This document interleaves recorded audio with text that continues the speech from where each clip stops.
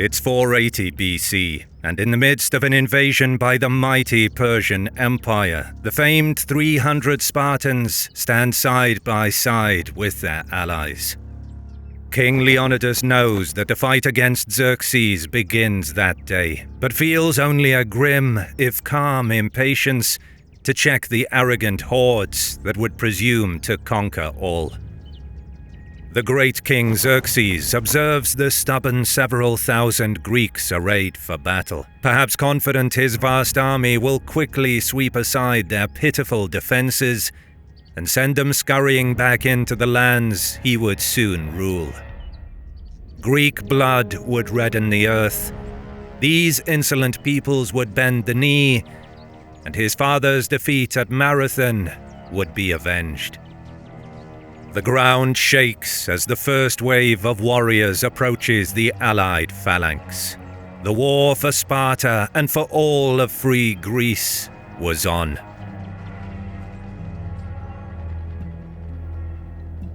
As with many great events of history, the events surrounding Leonidas, Xerxes, and their army's iconic struggle at Thermopylae can be directly traced to the earlier defeat of the First Persian Invasion that commenced in 492 BC. During the reign of Xerxes' father Darius, the Persian Empire had launched a largely successful invasion in response to Greek interference in the Ionian Revolt, which saw Darius reconquer Thrace, subjugate Macedon to his will, and solidify Persian dominance over the Aegean Sea. However, though largely successful in his objectives, the invasion failed to incorporate all of the Greek lands into the King of Kings' vast domain. Indeed, around a decade before Thermopylae at Marathon, the allied army of Athens and Plataea defeated the invaders and denied the Persians mainland Greece. Even so, the presence of Persianized Thrace and Macedon so close to their own homes could not have soothed concerns of those free cities that the King of Kings' designs were truly checked. The Persian or Achaemenid Empire was truly the superpower of the age, having its origins in the rise of Cyrus the Great. The domain of the great kings covered an area from Egypt to the Indus, from the Aral Sea to Macedon, on the very doorstep of the Greek states themselves. Darius's empire was vastly more powerful in resources and men, and the King of Kings now set to the task of organizing his overland campaign to finish the defiant Greek states once and for all. Alas, for Darius, this was not to be. Having passed away in 486, Xerxes assumed his father's place and inherited the ambition of subduing the Greeks. A revolt in Egypt in 486 delayed this, but by 481, Xerxes' own preparations were well underway. As well as the pontoon bridges and a canal, supply depots dotting the Thracian and Macedonian coastlines left the defiant Greeks in no doubt that the reckoning was fast approaching. So who was this new King of Kings bent on avenging his father? Xerxes was the first son born to Darius following his own rise to power. His own lineage was impressive, not only as the son of the reigning great king, but no less than a maternal grandson of Cyrus the Great himself, through his mother, Atossa. Darius obviously held high hopes for his tall and handsome younger son, as Xerxes was made heir apparent over his elder half-brother, Artabazanes. Undoubtedly noting that his predecessors had conquered before him to solidify their grip on the throne, for Xerxes then the pressure was doubly so, given his rise to the throne was through selection rather than strict primogeniture. Far from a coward or weakling as implied from a reading of Herodotus, as a king of kings, Xerxes by definition was a warrior, endorsed by a warrior elite, the succession running from father to son. Having subdued the Egyptians and perhaps the Babylonians too in 485, Xerxes also campaigned in Africa and Asia. All this flies in the face of the cliché effeminate caricature of the Eastern despot. As for the other great figure of Thermopylae, at least to Greek eyes, he couldn't have been more different. To understand the man, however, we must consider the people too. Sparta had originated centuries before as an amalgamation of 4 villages, a 5th later joining this mix, within the Eurotas valley of the Peloponnese. Not always the red-clocked and universally renowned full-time warriors they had become by Thermopylae, the Spartan state had developed over centuries their ultimate subjection of the Messenian people as helots, a key step towards their future prominence and power. Said to be descended from Hercules himself, Sparta oddly had 2 ruling monarchs and 2 royal houses, the Eurypontids and Agiads. This seemed to have derived from an earlier period when the people had 2 tribes, each ruled by its chief, the 2 folk never fully merging monarchies, which led to the peculiar dual monarchy that endured to Leonidas's day and beyond. Both kings effectively acted as commanders-in-chief of the Spartan army, though they also had religious duties and were by no means absolute monarchs in the spirit of the later European kings like Louis XIV. The Spartans had their own warrior assembly, the Apella, comprised of all military-age citizens above the age of 30. In addition, a council of elders, the Gerousia, also held the power to jointly hold the kings to account, as well as set the agenda for the assembly of Spartiates, among other duties. Finally, 5 ephors were elected annually and oversaw much of the daily management of government, as well as foreign affairs and receiving embassies, among other things. Following a failed subjugation of Tegea at the Battle of the Fetters, Sparta moved away from a policy of direct conquest and control, and focused instead on strong diplomatic bonds to tie the majority of the Peloponnesian states to it in the Peloponnesian League. As the leading state and most powerful of the alliance, Sparta could thus arguably boast supreme status in the Greek world. At the time of Thermopylae, of course, King Leonidas ruled as the Agiad monarch. Around the age of 60 at Thermopylae, Leonidas had not long reigned as king, only having assumed the title 9 years before. As the third of 4 sons born to Anaxandridas II, Leonidas likely never expected to become king, though, married to Gorgo, daughter of Cleomenes, he was well placed to do so after the dodgy demise of his elder half-brother. Prevented from mobilizing their full army due to the taboo of doing so during the yearly festival in Apollo's honor, this then was the king who led the famous 300 out of Sparta to jointly face the oncoming wrath of the Persians in 480. Given his age of around 60, it's quite likely Leonidas's military experience was grounded in the smaller conflicts that were typical of his time. While opposition to the Persians was focused on Sparta and her Peloponnesian allies, the joint victors of Marathon, Athens, obviously had a vested interest in resistance, given they were to be given particular attention by Xerxes, and so also joined this alliance to form the Hellenic League, which was further bolstered by various other cities and islands. Thessaly too had initially elected to fight, and in that spirit reinforced a hoplite force that would contest the Persians at the Vale of Tempe. However, upon learning the true extent of their foes' numbers, and realizing this position was untenable, had little choice but to yield to Xerxes. The remaining allies thus zeroed in on Thermopylae to make their stand, while at sea the Hellenic fleet would hold position to the east off the north of the island of Euboea to contest the Persians. The army that Xerxes had gathered at Sardis in the autumn of 481 was indeed massive by any estimation. To the Greeks, even the modern conservative estimates of 80,000 that made up the total number of the Persian army would have seemed gigantic. Though Herodotus's total strength of over 5 million is grossly overinflated, then a Persian force of upwards of the lower hundreds of thousands was more than enough to crush Greek resistance once and for all.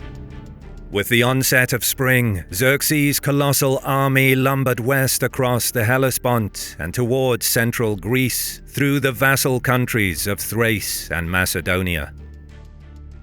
At sea, the Greek fleet held its position about 40 miles east of the army, set to halt any Persian attempt to turn the land forces.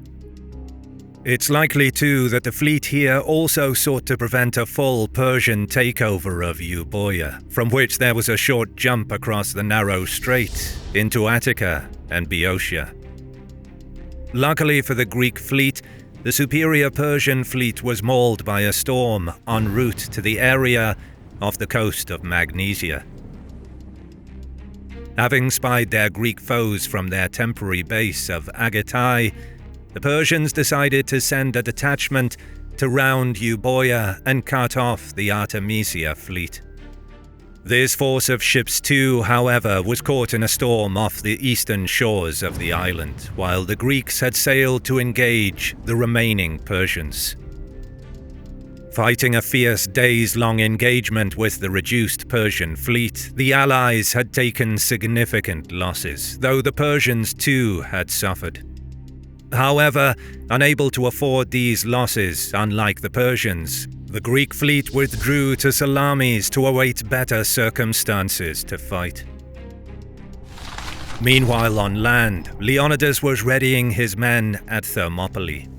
Though famously narrow in general, the level passage squashed between the mountains to the left and the sea to the right was particularly narrow at 3 points. The so-called east and west gates were particularly narrow, while the middle gate, though wider, had other advantages. This point in the pass formidably guarded the left flank of the holding force with a sizable sheer cliff, whereas the other gate's landward approaches were merely steep but not sheer. A further plus for Leonidas was the presence of the Phocian Wall. Though somewhat in disrepair, a wall had been constructed by the Phocians to help contest the invasions of their enemies, the Thessalians.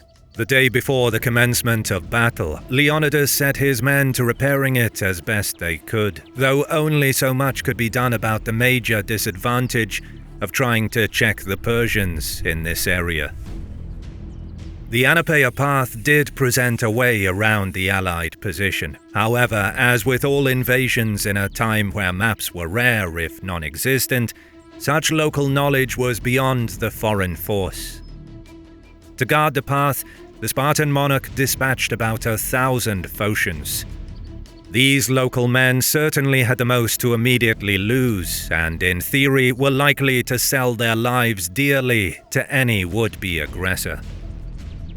As for the enemy, Xerxes' vast army arrived at the battlefield 4 days before the first blood of battle. In that time, Herodotus famously relates how a Persian scout spied the Spartans calmly combing their hair or working out near to the Phocian Wall. On asking his advisor Demaratos what this was all about, the exiled Spartan king signaled this was a Spartan battle preparation. Though bizarre to the great king, the wearing of their hair long was actually a privilege granted on reaching manhood, alongside the more famous donning of the red cloak. Preferring this style due to the belief it made them appear taller and thus more imposing in battle, it's little wonder then that Xerxes' spies sighted the Spartan homoi meticulously combing and oiling their locks. During this lull before the storm, Xerxes also sent another envoy to the Greeks to lay down their arms, to which the Spartan monarch laconically replied in true Spartan fashion, "Molon labe, come and get them." This impertinent reply may have finally spurred Xerxes into action. Given the disparity between the numbers of each host, and likely learning a larger Greek force had already dispersed on the rumor of his might, the defiance of this meager army may have astonished and angered the great king in equal measure. It's likely his delay had been to merely await the dawning of reality on Leonidas and his doomed comrades. With no meek withdrawal forthcoming, the King of Kings ordered his Median and Kissian forces forward to clear the way.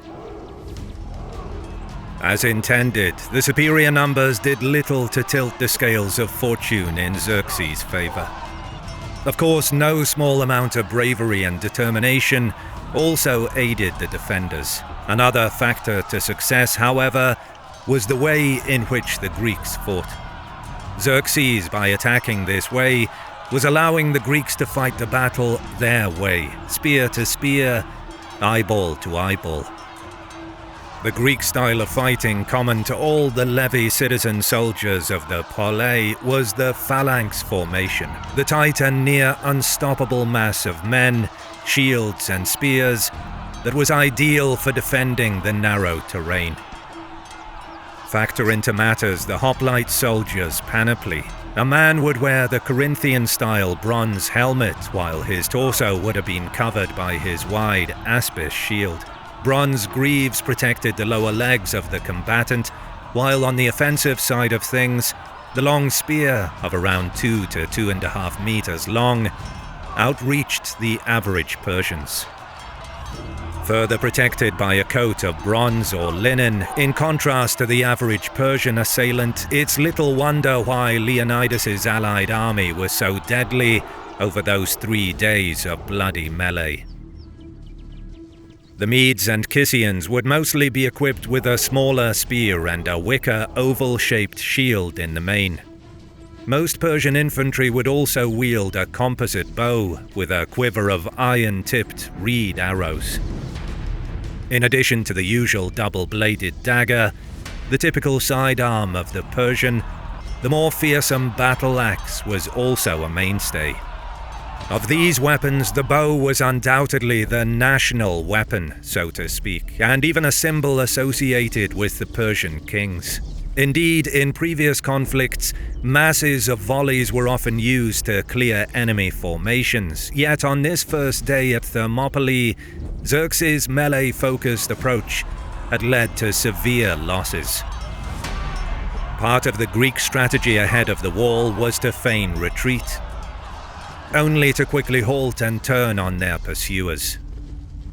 This rapid escalation of hopes and collapse of progress must have taken its toll on Persian morale, alongside the mounting bodies of their comrades. By keeping the battle a mobile affair, Leonidas was also cleverly mitigating the deadly effect of the Persian archers, denying his foes a fixed target. Having beaten off this first series of assaults, Leonidas must have thanked the gods that Xerxes impatiently ordered his best men forward to engage in the later afternoon. Perhaps the king appreciated that his army was still relatively fresh. Better now than to face Xerxes' elite when wounds and weariness were worse for his men. The Immortals, as the Greeks named them, were no joke. Mostly made up of native Persians, along with smaller numbers of Medes and Elamites, these elite professionals presented the best Xerxes had to offer, while within these 10,000 so-called silver-butted infantry also marched the so-called gold-butted elite within an elite, 1,000 of the noblest and bravest of the Immortals. Known as the King's Spear-Bearers, but also colloquially referred to as apple-bearers due to the golden-shaped butts of their short spears, this innermost personal guard of the great king were formed from the noble class, the other 9,000 picked as the cream of the commoners. Led by Hydarnes, in the event, despite their own fearsome reputation and on paper outnumbering the entire Greek force that day, the Immortals could not dislodge Leonidas and his comrades. Having fought off the initial waves and then Xerxes' best, Leonidas may have allowed himself a brief window to hope that his army could hold indefinitely, or long enough for Xerxes to rethink his approach. The second day of fighting was similar to the first. The great king's men fell on the Greek formations like waves upon a rock. However, as in nature, so too with war.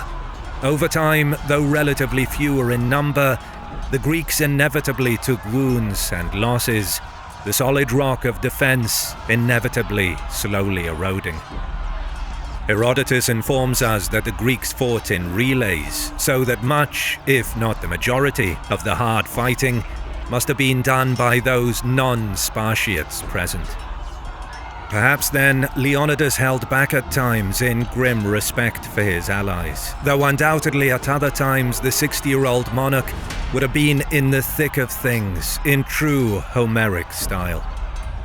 This period must have been frustrating for Xerxes. Likely observing events from an elevated position, his numbers and threats had done little to advance his cause. What he really needed to change his fortunes was decent local knowledge of either an alternative route into mainland Greece, or a means to clear the obvious route in front of him. Enter one of the more infamous traitors of Western history, Ephialtes. A local man from Trachis, Ephialtes, hoping for a suitably grand reward from the great king, offered to lead enemy soldiers along the mountain path that would allow Xerxes' men to take the Greeks in the rear.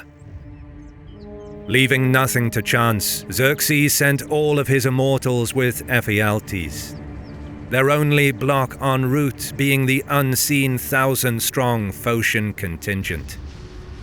Herodotus indicates all the remaining immortals made the march, which means the guardian army of Greeks must have been heavily outnumbered many times over. Having marched through the night, Dardanus and the immortals closed in on the Phocian position. Equally shocked, the immortals loosed their arrows. The Phocians, though brave, mistakenly believed themselves to be the intended target of the Persian elite, and retired to some high ground to exact a bloody price for their deaths. In response, the disciplined ranks of the immortals merely bypassed them and continued towards the east gate. Leonidas learned his fate was sealed with the coming of deserters in the night, the news of the Persian maneuver being confirmed by his own lookouts just after dawn. Taking counsel again, Leonidas sent the majority of the remaining Greeks away, electing to remain with the 300, or what was left of them, as well as 700 Thespians and 400 Thebans. On the surface, modern audiences may wonder why Leonidas, faced with such a hopeless situation, didn't simply withdraw all his army and fight another day. According to Herodotus, the Spartan king had his own reasons for remaining himself. According to the oracle at Delphi, either Sparta would be laid waste, or a king of Sparta would fall. The Persian pincer would close on Leonidas and his remaining men between 9 and 10 in the morning, though unsurprisingly, given the difficulty of exactly coordinating such an action, Dardanus and the immortals were late in coming up the rear. Unlike on the previous days in which the Greeks fought in relays at the narrowest point of the middle gate, Leonidas now moved his position forward to contest the Persians in a wider area, the better to fully deploy his remaining forces. Advancing in good order at first, as the Greeks closed with the Persians, the latter's volleys must have undoubtedly done some damage. Breaking with normal custom, Leonidas then ordered an all-out charge, and it was now that desperate fighting broke out, the king himself at the forefront. By quickly advancing on a wider front, the arrows may have inflicted less damage than otherwise. Conversely, the Persian losses were said to have exceeded those of the previous 2 days. It was around this time that Leonidas likely roared his last battle cry and fell among many of his comrades. A furious battle over possession of the king's body now ensued. The surviving Greeks ferociously pushed back the Persians 4 times before they regained possession. The sheer desperation of the last fighting was related to by Herodotus, writing that when Greek spears were broken, they wielded their swords, and when they too were lost, they resorted to using their hands and teeth. Despite this last grim success, however, the inevitable loomed with the final approach of the immortals from the rear. Upon realizing the time was near, the Greeks withdrew through the Phocian wall and redeployed on a hillock to await their final fate. At this point too, the Thebans' resolve finally broke as they broke off from the Spartans and the Thespians, fleeing towards the Persian lines. Many were slaughtered in a blood rage, though most offers of surrender were taken. These fortunate men were later branded with Xerxes' mark for their troubles. With the immortals also finally upon them, the Phocian wall breached. The enemy decided to wisely finish those surviving Greeks with a storm of arrows. So ended the battle at Thermopylae. With the fall of Leonidas and his rear guard, Thermopylae began its long history as arguably the icon of the famous last stand. However, though the battle cemented the Spartan legacy in the pages of history, their glorious last stand would have been of limited comfort to the inhabitants of Locris, Boeotia, and Attica. Xerxes would not soon forget Leonidas or his estimated 20,000 losses at Thermopylae, and would exact appropriate retribution. Athens was burned, though its population had been evacuated. At sea, the free Greeks were far from vanquished. Though defeated at Artemision, they scored a decisive victory at Salamis, which forced the withdrawal of the Persian fleet back to Anatolia. As for the great king himself, he returned home too, leaving the bulk of his land forces to finish business in Greece. Alas for Mardonius, the would-be satrap of a conquered Greece, his star would fall soon after. Gathering the largest army seen up to that point, nearly 40,000 hoplites, Spartans included, the Greeks defeated the Persians at Plataea, freeing themselves from the threat of Persian subjugation for good.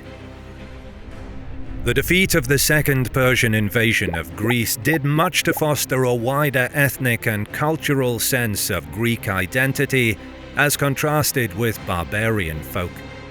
In Athens especially, the conflict was framed as an ideological struggle, the Greeks representing freedom over tyranny, a view of the conflict that largely persists in the Western public consciousness down to the present day. Few battles stand so tall off of the pages of history as the epic clash at Salamis. Having swept aside King Leonidas and his 300, Xerxes, king of kings, is master of central and northern Greece. Informed by a slave that his enemies bicker and cower, he had ordered his fleet to surround this upstart folk. With sunrise at hand, the great king is well placed to survey the final destruction of resistance. Yet it's not a fragmented and chaotic withdrawal that greets his gaze, but a determined and brazen enemy fleet. The free Greek fleet has launched not for flight, but for battle. The Straits of Salamis will redden with blood this day, as a great battle of history was about to break out. Leonidas is dead. Xerxes, king of kings and victor of Thermopylae, had the Spartan king's head spitted on a pike before marching his vast army into Boeotia and Attica. His goal, to avenge the Athenian burning of the temple of Cybele in Sardis nearly 2 decades before. En route to evacuated Athens, the Persians sacked both Thespiae and Plataea, while sparing friendly Thebes. Most Greek residents of targeted settlements had the wisdom to evacuate, and the citizens of Athens had mostly done the same. However, upon reaching the city, Xerxes found the Acropolis defended. Quickly overwhelming its defenders, the Temple of Athena was burned. With Athens occupied and its citizens now exiled, the great king could now rightly claim that the burning in Sardis and his father's defeat at Marathon had been avenged. To Xerxes, however, perhaps only the shedding of his enemy's blood in battle would set the seal on his victory over the Hellenes.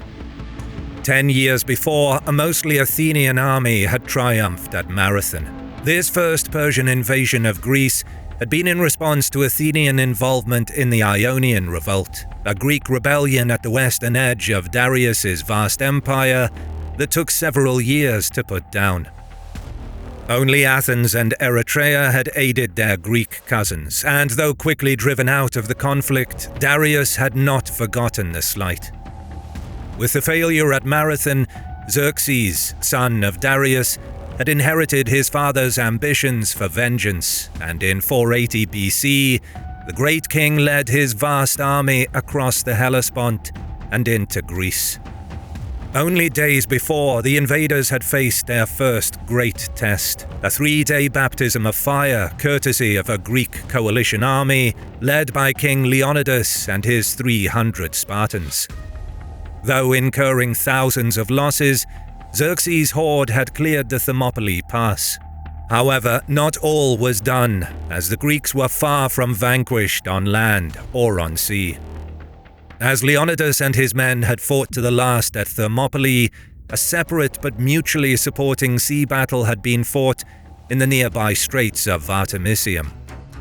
Similarly holding back the Persian onslaught for 3 days, the fleet, under the nominal command of Eurybiades, decided on withdrawal after hearing of the fall of Leonidas and the remaining contingent of his army. At Salamis, a debate ensued over the best course of action. Though elected commander of the Greek naval forces, Eurybiades, as a Spartan navarch, was more of a compromise candidate, the better man to lead than an Athenian. Though Athens easily had the largest number of ships, the other Greek powers did not want the city to lead the fleet. Important leaders along with Eurybiades were the Athenian leader Themistocles and Adimantus of Corinth.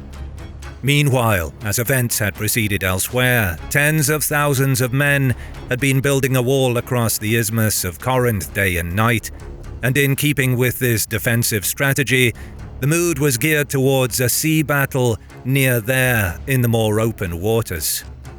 Themistocles, however, stated that given the disparity in numbers and the Persian superiority in speed and maneuverability, it made sense to provoke a naval confrontation in the more enclosed area of Salamis. He added that in both scenarios too, they were defending the Peloponnese. Salamis was simply more winnable.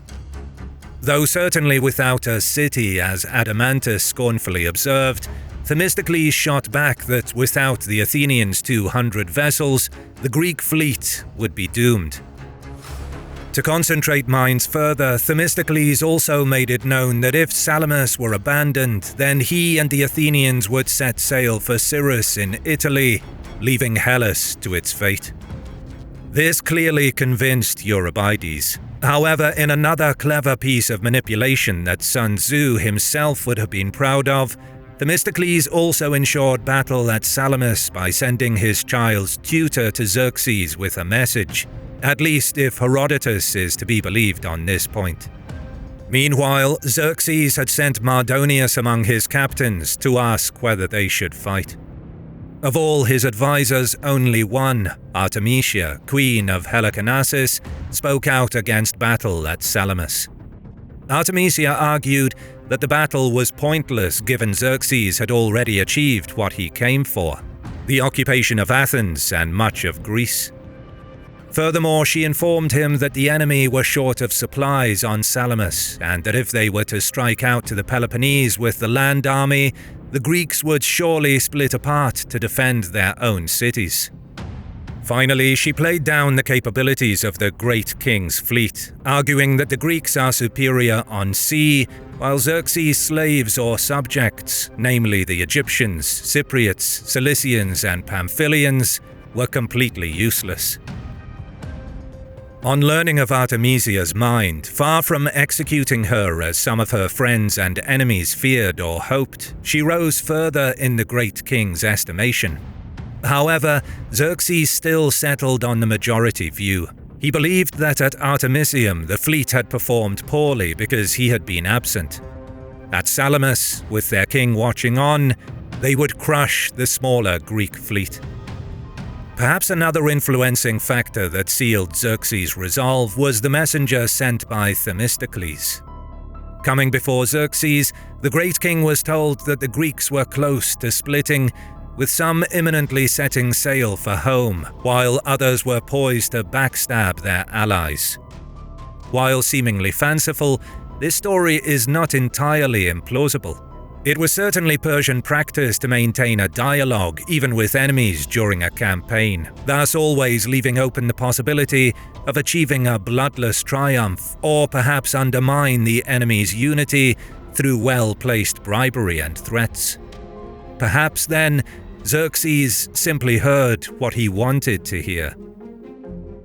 With his mind set, Xerxes ordered the southern escape route in the Saronic Gulf to be closed, while a force of around 400 men were dispatched to occupy the island of Satalia, this in anticipation of rescuing unfortunate allies from the sea, whilst also disposing of Greeks.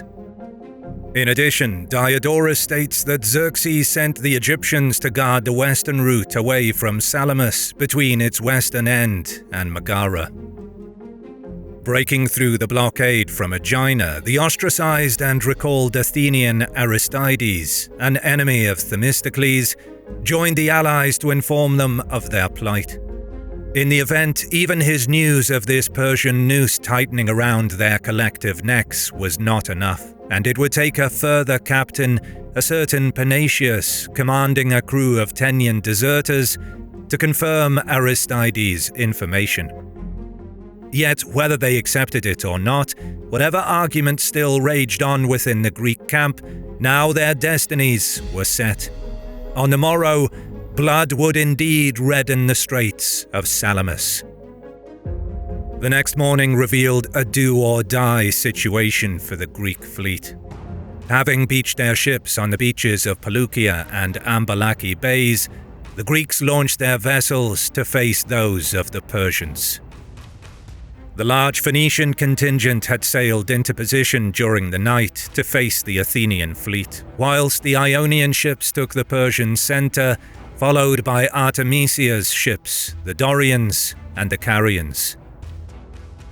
Eurybiades and the Spartan vessels, if following usual convention, would have taken position on the right as the command contingent. However, it's also possible Eurybiades placed his own ships to the right of the largest group of Athenian vessels, giving himself a more central position of command. The placement of the allied vessels is not certain outside of the Athenian position, though the largest contributors included Corinth, Aegina, and Megara, among others. Athens by far fielded the greatest number of ships, totaling around 200 that day, with the Corinthians next in line with 40. All told, the Greeks fought at Salamis with about 365 ships, though the exact total will likely never be truly known and could have been slightly more. As for Xerxes' comparative behemoth of a fleet, this too is more slippery to pin down than at first appears. The exact number is usually given as 1,207 ships. The two previous storms around the time of Artemisium had to have reduced the number a bit, though Herodotus maintains that Medizing Greeks recouped this number for the great king before Salamis. The Egyptian contingent numbered around 200 alone and was supposedly guarding against any western escape attempt, so would not be involved in the action at Salamis. We know too that the Cypriot, Cilician, Hellespontine and other contingents had formed their blockade to the south too, which gives us a rough total of around 500 vessels facing the Greeks in the initial assault. Whatever the true numbers facing the Greeks, however, they were certainly outnumbered, though now the clash had been focused within the Straits of Salamis, the Greek leaders hoped this numerical disparity would count for little. Xerxes, perhaps in an eager anticipation of an easy victory, had his throne placed to enjoy a panoramic view of the battle. Here, he could have his scribes note down those servants who had distinguished themselves and who had not. Along the shore of Attica were lined the army, with some archers to Xerxes' right, a particularly dangerous prospect for any ships that passed close enough to them. The Greeks too had hoplites guarding the beaches of Cynosura, Cape Varvary and Enchantress I. As for the Greeks, far from despondent masses of fleeing ships and men, the sight and sound that greeted Xerxes was the confident cheers and purposeful action of his enemies. The Greek ships, at around 2 miles in length and 2 ships deep, formed a curved line from the island of Enchantress I, anchoring their left flank to the tip of Cynosura on their right. The Persian fleet had mirrored their foes, though with their larger host and at 3 ships deep, they closed in menacingly like a forest of death, poised to finally swallow free Hellas herself whole. As the leading vessels of each fleet closed in, the action would have begun with individual triremes maneuvering, the better to strike their chosen targets. With each Greek trireme housing 170 rowers, the average vessel could cruise at around 6 to 7 knots, with a sprinting speed of around 10. We can imagine individual triremes bursting out to strike at the side or stern quarter of their target, or perhaps more terrifyingly, in a head-on trajectory, in order to strike the bows or perhaps strip one side of their victim vessel of its oars. Once a vessel had rammed another, it took a little time to disentangle from the foe. Boarding was mostly a matter for the marines to settle. Though the rowing complement of a typical ship vastly outnumbered the fighting men aboard either Greek or Persian ships, they were largely out of sight and unarmed, which meant surrender or capture was usually down to the triarch and officers of the ship. With a standard crew numbering 16 men and officers, and with a strength of 10 hoplites and 4 archers, the Greeks had a decided advantage in their arms and armor during boarding actions, even if they were decidedly outnumbered on this score too. The standard fighting complement of a Persian vessel numbered a total of 44 men. Of course, Xerxes' warriors did not have it all their own way. The great king's decision to act immediately in the night to position his fleet must have drained the strength of his men in comparison to the freshly awoken Greeks. Far from broken or divided, the Greeks too had been the mirror opposite and were fighting with the zeal that only men with their proverbial backs to the wall could muster. As the fighting intensified too, it became apparent that Xerxes' greater numbers were a definite hindrance rather than a virtue. The Phoenician ships were cramped to the extent that there was little room between them, the depth now at 4 or 5 ships in some places. The Persian left also only had a fraction of its power directly engaged, with the Ionians alone in the fighting initially, while the Carians and Dorians were bunched up behind. While specific details of the battle are scarce, we do know that by early afternoon, or perhaps the early hours evening, the Persians had been pushed back from the Straits of Salamis itself, though this must have been hard fought, as the Persian warriors, eager to avoid the wrath of their king, who watched menacingly on, did all they could. During this middle period of the fighting, given the claustrophobic context, it's clear most of the action would have been man-to-man, or as Thucydides called it, fought in the old-fashioned way. Themistocles generally held the Greeks in decent order, while the Persian vessels were disordered, cramped, and hence when a ship was rammed, there was little chance of quickly extracting from it. Devolving into a series of miniaturized land battles, these isolated struggles became one of brute strength and will. In many cases, the outnumbered but better-armed hoplites overcoming their Persian counterparts, who fell or fled, some choosing a watery grave rather than the sting of a Greek spear or sword. Since most of Xerxes' men could not swim, such desperate men nearly always drowned. The breakthrough is hard to pinpoint, and since we know they fought well, it's unlikely that the Corinthians, as Herodotus maintained, had fled prior to battle. Perhaps then it was around this time or before that the Corinthians struck the flank or rear of the Phoenicians from the north, or that one too many ships had been disabled or taken, with that one now anonymous disaster precipitating a more general withdrawal of the leading ships, that itself then triggered the general chaos that came when meeting their comrades moving in from behind. Aeschylus's description is telling enough on its own, describing the Persians' numbers as their worst enemy. Their ships crashed into and battered each other, sometimes stripping a friendly ship of its oars, and thus leaving individual vessels open to isolation and attack from the more ordered Greek fleet.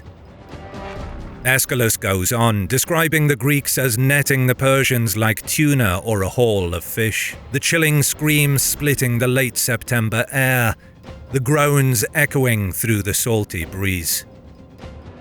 By afternoon, the Persian fleet had been rounded on two sides, the Corinthians and Athenians pressing in from the north and west into the Persian right, and the ships of Aegina and other Greek allies slicing at the Persians' underbelly from the waters around Cynosura. For Xerxes, sat grimly observing on his throne, Artemisia's words must have replayed in his head bitterly. Had he really had to fight the Greeks that day?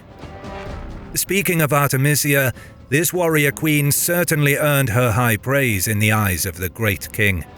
Seeing the battle as lost, Artemisia's route of escape was blocked by allied ships, and with an Athenian trireme on her tail, she had to act fast. Ordering her crew to ram the friendly vessel of the king of Calindus, this tricked her pursuers, under Amanias, into believing that she was either an ally or defector, and Amanias instead set his sights on another enemy ship. Watching events from his seat on shore, Xerxes' scribes, unsure of the identity of Artemisia's victim, assumed she had disabled an enemy ship, causing Xerxes himself to exclaim that his men had become women and his women men. By early evening, the Straits of Salamis had been cleared of enemy vessels, and the concluding act of the conflict was for Aristides to gather a force of hoplites from their positions on Cynosura and land on Psytalia to destroy the Persian garrison that was abandoned there. Though an undoubted Greek triumph, however, the Allied fleet had still lost some 40 triremes themselves. Xerxes' losses were severer still, as though an estimated 200 vessels had been lost. The larger crews, most of whom could not swim, raised the death toll comparatively higher for the Persians. In addition, those ships that had survived also suffered damage in many cases. Still, though Xerxes had suffered a defeat, he most certainly still had the numbers on his side. Pure numbers alone, however, could not account for the collapse in morale or the exhaustion of his men. Though his land army was intact and undefeated, the campaigning season was drawing to a close, and with the Greek fleet victorious and undaunted, the threat of being cut off from his empire was real. After consulting with both Mardonius and Artemisia, the King of Kings settled on withdrawal. Moving into Thessaly, Xerxes divided his army. The bulk of his force would accompany him back to Asia, while a substantial army remained to finish off the Greeks come spring. That Salamis may have not been perceived as such a massive setback as has been often reported is perhaps evidenced in a story that takes place shortly before Xerxes' departure. Acting on instructions from the oracle at Delphi, the Spartans had dispatched an ambassador to Xerxes to demand recompense for the loss of Leonidas. Xerxes scornfully laughed at the request, taking his time to answer before gesturing to Mardonius at his side and saying that he would pay the compensation that Sparta desired. With this dark reply, both Sparta and its allies could have been in no doubt that the war had not been concluded at Salamis. Soon the sons of Hellas would have to fight on land to extract full vengeance for Thermopylae and to free themselves from the Persian threat once and for all. It's the final day of the clash at Plataea. Spartan regent Pausanias shelters beneath his shield, one of thousands of Spartiates and Tegeans weathering the merciless storm of arrow volleys. As he rises in desperate prayer to the goddess Hera, Pausanias sees that his Tegean allies are moving forward. The omens are good, a voice triumphantly assures the young general. With a roar, this nephew of Leonidas orders his Spartan brothers to follow on, his spear pointing menacingly at the distant figure of Mardonius, astride his magnificent white steed. The fight for free Greece was nearing its conclusion. Following Salamis, the Greek fleet had pursued the Persians as far as Andros, but even though victorious, they were still wary of meeting their foes in the open seas. The Persian fleet, though demoralized and damaged, still sailed for Samos, where it could guard the Ionian region against possible rebellion. Xerxes, meanwhile, having split his forces and headed towards the Hellespont with the remainder, set a leisurely pace, making it there in 45 days. Accompanied by Artabazus, the great king found the boat bridge destroyed by a storm, nature doing what he feared the Greeks would following Salamis. Xerxes was able to cross into Asia Minor via ship, leaving Artabazus to head back to rejoin Mardonius in Thessaly. Artabazus was, however, delayed by rebellion. Mercilessly crushing resistance at Olynthus, Artabazus was unable to take the nearby city of Plataea and decided to move on to winter quarters. The confidence of Mardonius in yet being able to secure Greece as a satrapy for his king and himself as its governor was perhaps reflected in his sending of Alexander I, king of Macedon, to the Athenians. Indeed, if their emissary could persuade this great foe to Medize, then half the Greek navy would switch sides, leaving the remaining Greek resistance in dire straits. Reaching Athens, Alexander proposed tempting terms. Firstly, Mardonius offered the security the Athenians so craved, while also pledging to repair the damages done the previous year. What's more, the Athenians could even add to their territory under the great king's protection. The Athenians, perhaps still angry that no attempt had been made to confront Xerxes in Attica months before, allowed word of this to spread south to the Spartans. In response, the Lacedaemonians urged their own ambassadors swiftly north. The Athenians, delaying their response, awaited the Spartans, who heatedly urged them not to trust the Persian leader, before delivering an unambiguous reply. "We trust in the gods and heroes whose shrines he has violated, and we swear by the unchanging course of the sun that we will never make peace with Xerxes." Alexander was commanded not to repeat such an offer before the Athenians turned to their Spartan allies, assuring them that their fears of their Medizing were misplaced. "No amount of gold or land could persuade us to join the Persians and enslave Greece. We want vengeance for the destruction of our temples, not a deal with their destroyer. As long as one single Athenian survives, there will never be peace with Xerxes."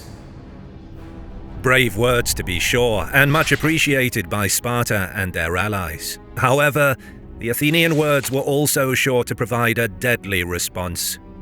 What Athens required now was for the Spartans to take to the field. All free Greece would have to face down Mardonius if their proud words of defiance were not to be just that. The Athenians moved into Boeotia, and indeed Mardonius swept south, avoiding them, and for the second time in 9 months, the Persian army occupied and fired Athens.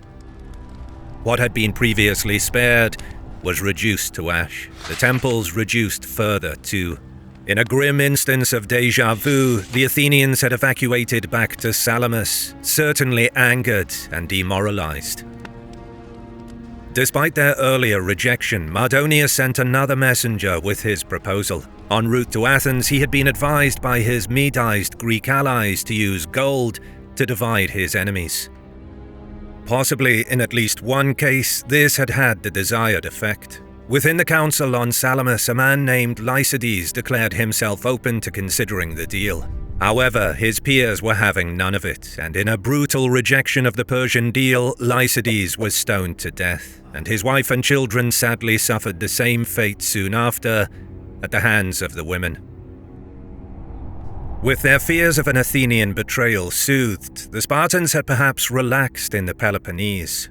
The wall at the isthmus afforded some protection against a landward approach of the enemy. However, if their intention was simply to sit out the storm overtaking Attica, then the Athenians had other ideas.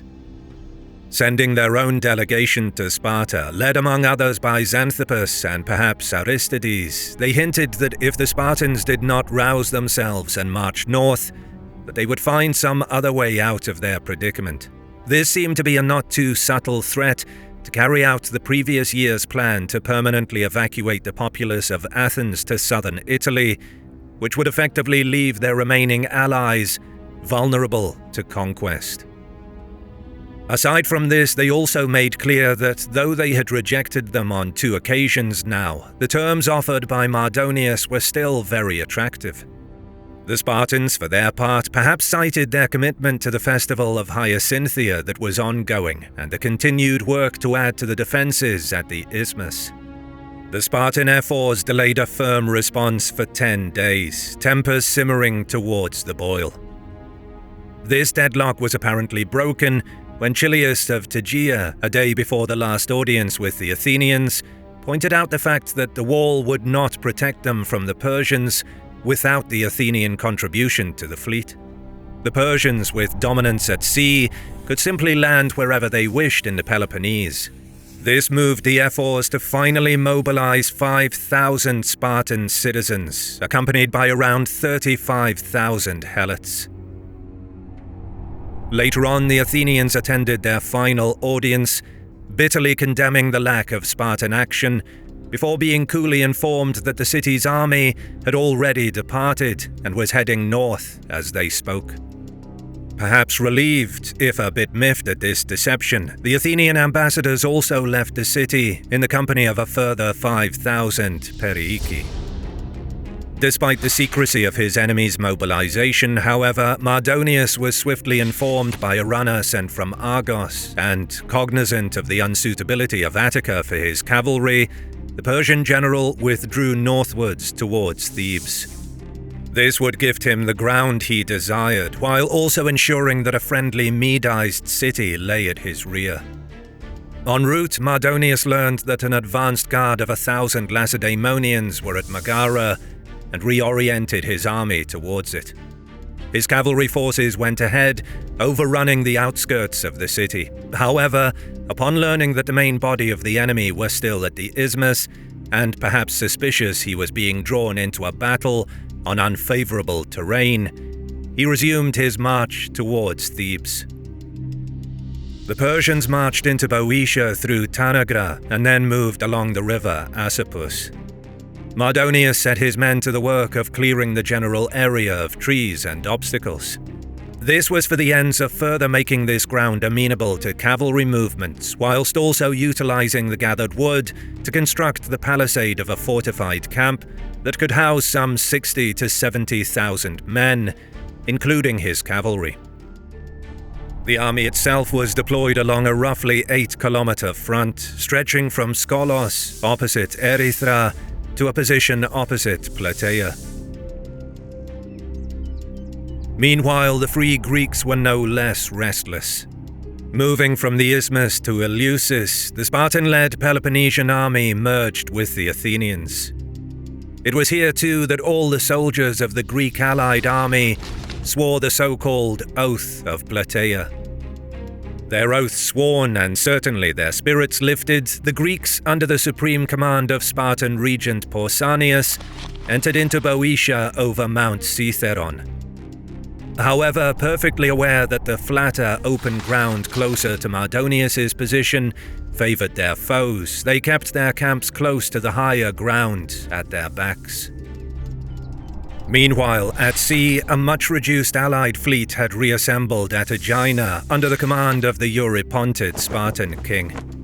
They sailed to Delos, anchoring there to intercept any Persian fleet wishing to ravage the Greek coastline, while the focus was at Plataea.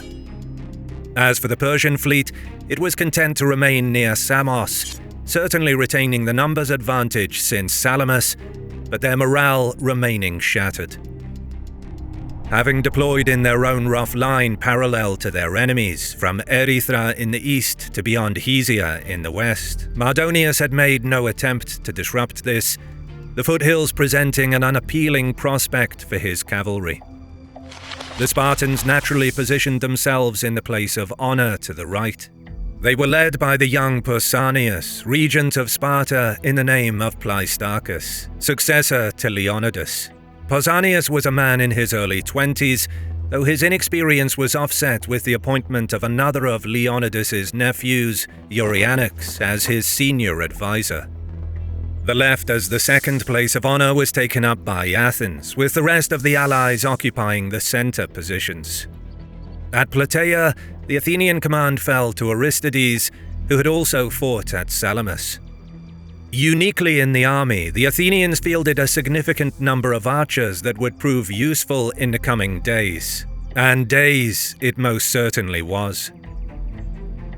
With both sides unwilling to surrender the advantages of their respective ground, it was Mardonius who broke the impasse by ordering his cavalry to assault the Greek lines. Mardonius may have wished to soften up the enemy ranks or perhaps provoke a bold response that he could then exploit if the Greeks moved off of their perches on the higher ground. The Persian cavalry attacked in squadrons under the leadership of a certain Mecistius.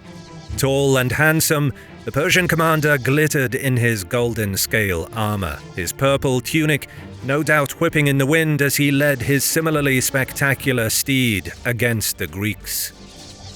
Unfortunately for the 3,000 Megarians, these charges were particularly effective, given they occupied a position opposite flatter, more accessible terrain that allowed Mecistius to concentrate his charges. Riding to within range before unleashing their storms of arrow volleys and javelins, the Megarians could do little to ward off the attackers, who shouted that the Greeks were women. Hard-pressed, the Megarians sent word to the commanders requesting aid, declaring that they would retreat if not assisted. Only the Athenians nearby assented to send aid. Marching to their position were an elite unit of 300 hoplites, perhaps Aristides' own bodyguard, and comparable to the 300 at Thermopylae. With them also marched several hundred archers. Their arrival soon stabilized the situation, with the Athenian archers able to retaliate in kind. Indeed, one such arrow even turned the tide. Mecistius' horse was struck, the beast rearing up in pain and throwing its master. Then the Greeks were on him. Initially their blows had little effect, the Persian officer's armor serving him well. However, his luck quickly ended with a sharp stab to the eye. The Persians were initially ignorant of their commander's demise, but when the reality dawned on them, they attacked the position en masse, desperate to recover Mecistius' corpse. Having also called on infantry support, their efforts were in vain, as further Greek support beat back the assault. Thoroughly impressed by the stature of their grisly trophy, the Greeks paraded the body along the lines in a cart, whilst opposite the Persians mourned their fallen leader. With this triumph under their collective belts, Pausanias was confident in ordering the army forward to a more vulnerable position, closer to the river. This would, however, grant the Greeks access to a more plentiful water supply, courtesy of the Gargaphia spring. As for Mardonius, it's likely he welcomed the change, as the movement into more open ground suited him and his cavalry, while it could also increase the Greek lines of supply. In any case, any large-scale attack may have been ineffective given his cavalry needed to rest from their previous engagement. Meanwhile, it seems a conflict of sorts had broken out within the Greek army itself. The Spartans had taken their customary place on the right as usual, but now the Athenian position on the far left was disputed. The Tegeans also claimed it, citing their place as Sparta's oldest ally. The Athenians, though, were having none of it, and after citing a number of legendary deeds and finishing by pointing out that they had stood alone against the Persians at Marathon, they were left in possession of the left. The Tegeans, it would turn out, would play a decisive role in the action on the right, alongside their Spartan allies. As is normal before ancient battles, each individual commander ordered sacrifices to be carried out to presage the outcome. Interestingly, both sides predicted that they would be victorious in a defensive action, while only defeat awaited the army that attacked. After a week-long standoff, it was the Persian commander who flinched first. In a nighttime attack, Mardonius ordered his cavalry to move to the base of the pass through Cithaeron, and here they fell upon a Greek supply column. After pacifying the column, they then herded the surviving animals towards their own lines. This setback could only have shaken the Greeks. It demonstrated that Mardonius could have similarly flanked or repositioned some or significant numbers of his men behind their lines. Mardonius and his army must have been assured by this small success that went some way to answering for Mecistius. However, if so, it was still 2 more days until he would finally act. Artabazus urged Mardonius to move the army into Thebes and use Persian gold to undermine Greek unity. However, all recent experience suggested this would fail, and it was doubtful Thebes could even accommodate their vast army anyway. Instead, Mardonius settled on an attack at dawn.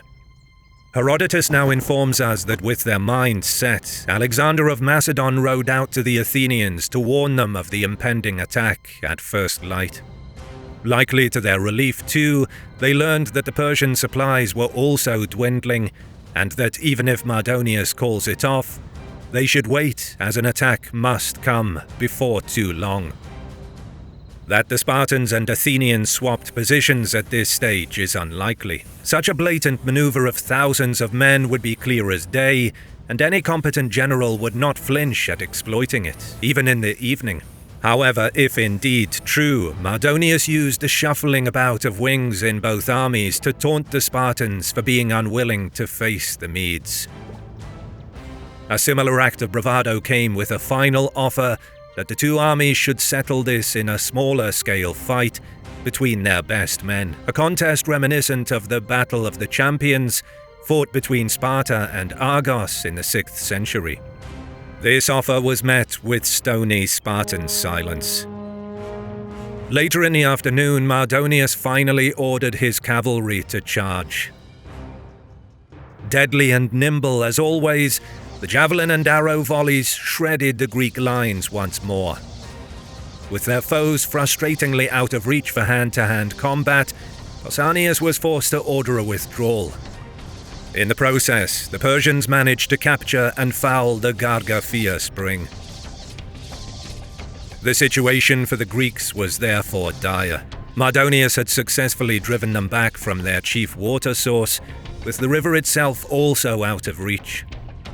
Worse still, the cavalry had also cut off their line of supply to their rear, not to mention that the Greek army's occupation of the same ground for days had inevitably had its own horrid consequences in terms of hygiene.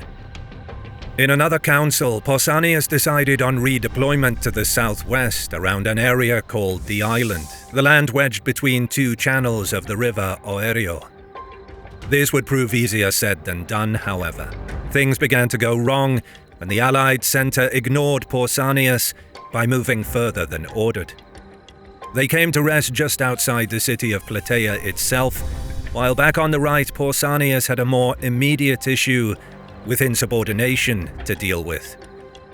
Amompharetus, son of Polyades, refused Pausanias' command to redeploy. Perhaps taken aback by the instructions, given he had not been at the council that decided the move, Amompharetus stubbornly refused to run away from the strangers. The row continued, with the disobedient divisional commander even picking up a large rock and throwing it at his young commander's feet, declaring that with Pebble, he voted to remain and fight the enemy where they were. A bit miffed, if not suspicious, at the Spartans' lack of movement, the Athenian-led left wing had sent a rider to find out what was happening.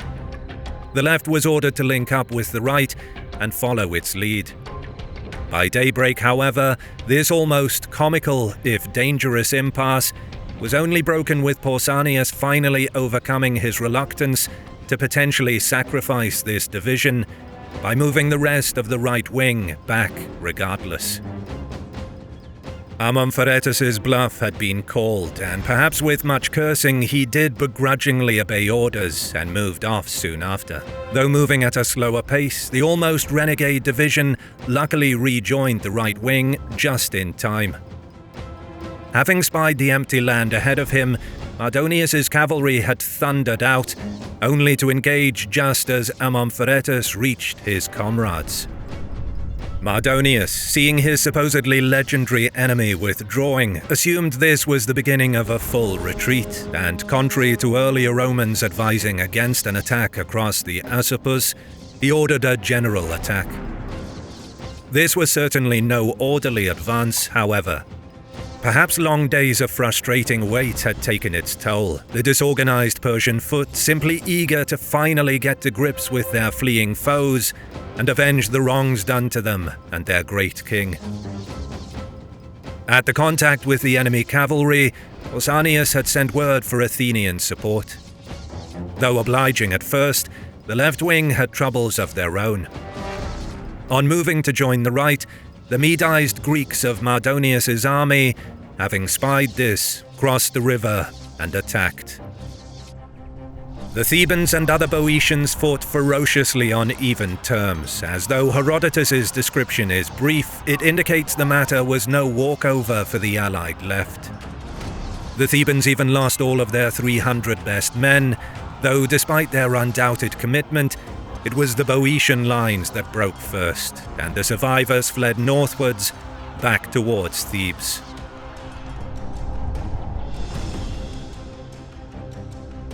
Meanwhile, around the same time, the Spartans and Tegeans stood alone against the bulk of Mardonius' forces.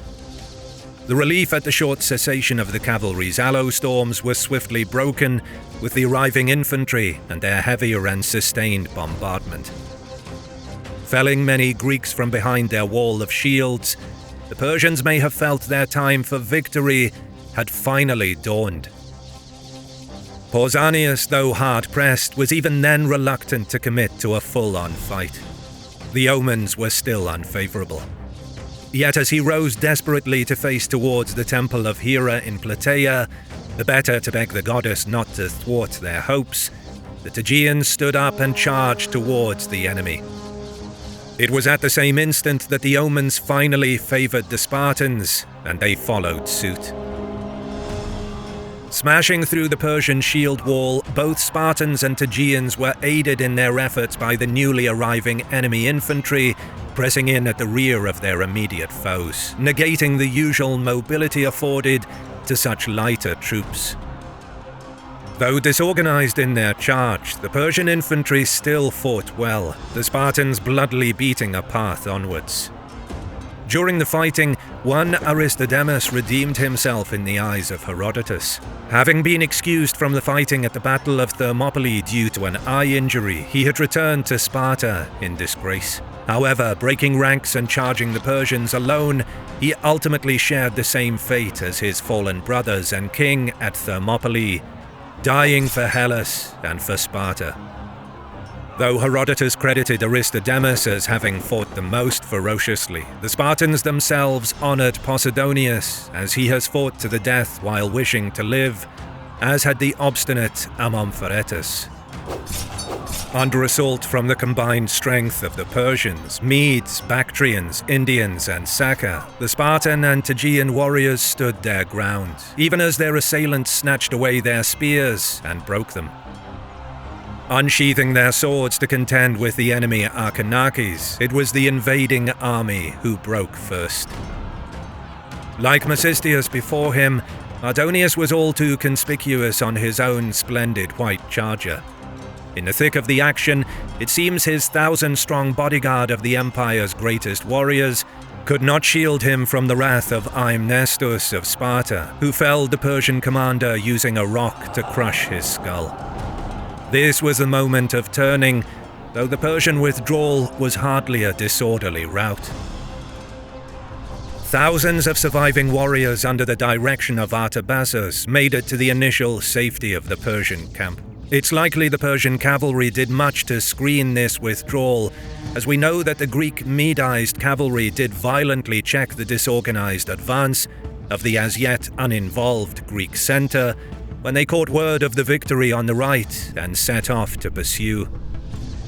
This setback cost several hundred lives, as elements of the advancing center were cut down by the Theban horse, with the survivors pushed back to Cythéron. That the Persian defeat south of the Asopus was not a wild, undisciplined rout is also evidenced by the fact that now tens of thousands of surviving Persians were holed up in their camp, and even had time to man the towers and strengthen their palisade with their shields. This was all for nothing though, as though the Spartans thought twice about assaulting the place, they being unaccustomed to siege warfare, the Tegeans and the Athenians had no such qualms. The Tegeans were the first to breach the place, and with the Athenians following, it was then that the Greeks encountered the uncontrollable terror of the hemmed-in survivors. Once the massacre had ebbed, the invading army was left with heavy losses, though the fanciful figures of Herodotus, who states that merely 3,000 survived the battle, is probably just that. The Greeks remained at the battle site for a few days, honoring their best fighters, burying their dead, and distributing the spoils. Thebes did not escape retribution for their support for the enemy. The avenging Free Greek army ravaged the area around the city that had already been denuded by the invaders, and then besieged Thebes itself for around 3 weeks. After initially agreeing to hand over the pro-Persian leaders, the victorious Greek army finally disbanded. Meanwhile, around the same time Plataea had been fought, the Greek fleet had sailed to Samos to confront the Persians there. Avoiding a sea battle, the Persian forces barricaded themselves behind fortifications on Mount Mycale, under the leadership of Tigranes with his land force. In a similar fashion to the conclusion of Plataea, however, these men too were overcome. Following Mycale and having sailed back to Samos, the Allied fleet decided to sail to the Hellespont, only to discover Xerxes' bridge had already been destroyed. With the Spartan-led Peloponnesian contingent heading back home, this left Xanthippus and the Athenians to continue operations in the region. With these 2 victories and the death of Greece's would-be governor, the threat to Hellas was removed once and for all, while growing tensions in the Greek world would inevitably focus Athenian and Spartan minds inwards and on each other in the run-up to another epic conflict of history, the Peloponnesian War.